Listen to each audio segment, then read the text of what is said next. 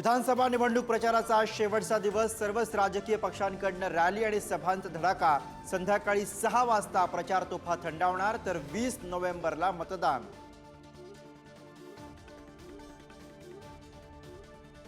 राहुल गांधींची आज मुंबईमध्ये पत्रकार परिषद। बटेंगे तो कटेंगे सह संविधान बचावच्या मुद्द्यावरनं भाजपवरती हल्लाबोल करणार। जातीय जनगणना आणि आरक्षण मुद्द्यासह मवियाच्या घोषणांवरही बोलणार।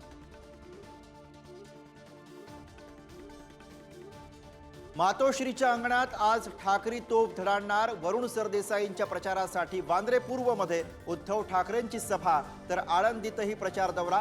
मतदानाआधी ठाकरेंचा विरोधकांवरती शेवटचा हल्लाबोल।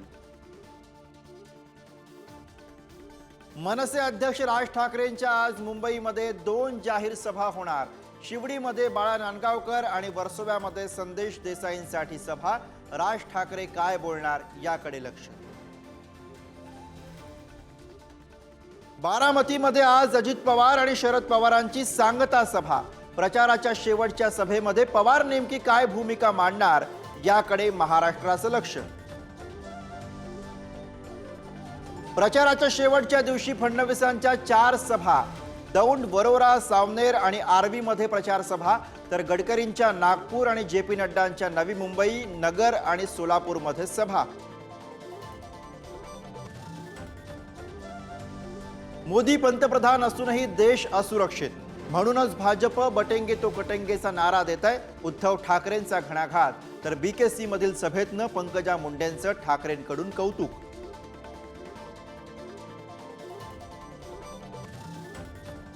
कोल्हापूरमध्ये जनसुराज्यचे उमेदवार संताजी घोरपडेंवरती धारदार शस्त्रांनी जीवघेणा हल्ला, तर शिंगणापूरच्या ग्रामपंचायत सदस्या सविता सावरेंच्या पतीची गाडी अज्ञातांनी फोडली।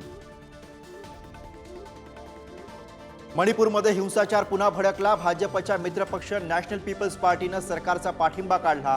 हिंसाचार रोखण्यात सरकारला अपयश आल्यानं निर्णय। मुंबईमध्ये सीएनजी भाववाढीची शक्यता। गॅस कंपन्या आणि सरकारमध्ये वादाचा भडका। सीएनजीच्या किमतीवरनं वाद।